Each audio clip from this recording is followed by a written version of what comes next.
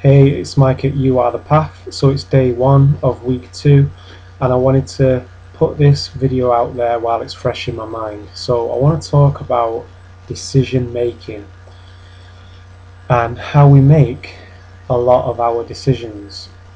And a lot of the times it's as though there's a judge in the mind, and we're presented with evidence from two sides. And one side is that knowingness within us that we really want to do something, and the other side is, I guess you could call it, the rational, the logical side. And the rational and the logical side is needed. It needs to be there because, for example, if you burn your hand by placing your hand on the kettle, then you learn from that experience and you don't put your hand on the kettle again, because when you go to do it, the reason and logic comes up and says, hey, you burnt your hand on it last time, so don't do that again because it's going to lead to pain. So it is needed, but a lot of the times when it's decision making based upon doing something new, stepping out of the comfort zone, facing fears, those kind of decisions, when we rely too much on reason and logic, this is what can happen. So you've got the judge in the mind, and you've got the two sides of the argument. So reason and logic will say, look, these are the results that we have based on past experience, based on who we were. Now, if we make a decision based on who we were, we're selling ourselves short, because who we were isn't who we are now. Who you used to be isn't who you are now. Who you are now is who is watching this video. Who you are now isn't who you were yesterday. Now, another way that reason and logic can sell us short is when we make decisions based on the environment. So we wake up in the morning, the night before we decided, yeah, I'm going to get up, do this, have this good breakfast, and we wake up in the morning, it's cold, it's dark outside, maybe it's raining, and reason and logic says, look, it's cold, it's dark, the body doesn't really feel like it right now, let's just turn over. That's nice, and go back to bed. So a lot of the times we make decisions based on who we were and based on feedback from the environment. Now, a greater way of being, not so much even a greater way of being, but a different way to live life is to make decisions based on who you are now, and making decisions as a mind, not as a body, not making decisions on how the body feels, because the body can come up with all kinds of stuff. Oh, I don't really want to do it right now. And I had this just the other day. I was gonna talk with someone for an hour. There was this feeling of, oh, I don't know if I'm quite up to it, and I know that side of me where I just want to veg, I just want to sit, and I want to play online chess, that's one of mine, or I just want to sit and fiddle with the remote.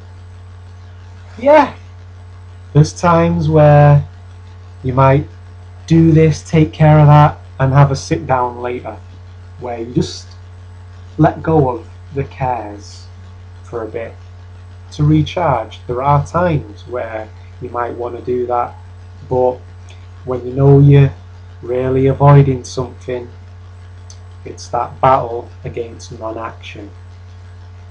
So I wrote this down on my wall. Awaken the creativity in you and remove the hatred of work.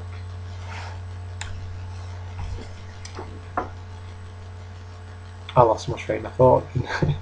So yeah, that's what I wanted to put across.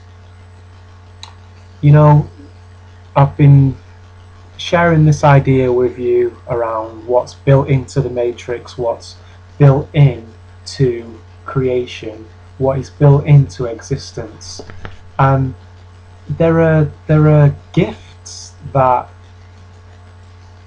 unfold themselves to you. I'm really getting a feeling that we can be born anew in every moment.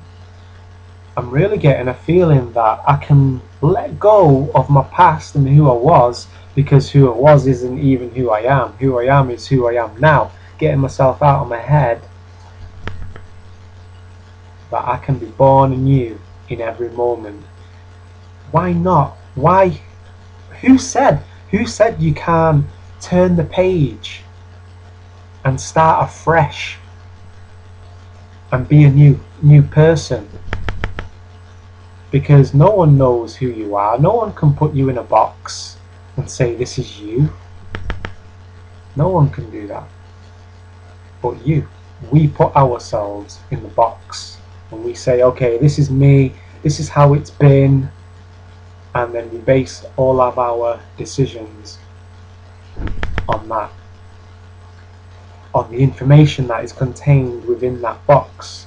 But the universe is infinite. It's stretching to infinity in all directions. There's an infinite amount of information available to you. So let's cut a hole in the box, and if we can't cut a hole in the box right now, let's at least entertain the possibility. Because when you at least open yourself up to the possibility of optimism, to the possibility that, hey, someone's telling me that there's light at the end of this tunnel. I'm telling you, I'm doing these videos, I'm putting this video out there to show you that there's light at the end of the tunnel, and that who you are, this life of yours, is what is going to take you through this tunnel. So don't end it by taking your life, because my personal belief is that death isn't the end, and what we don't face in this life, we will only have to face in another life to gain the wisdom to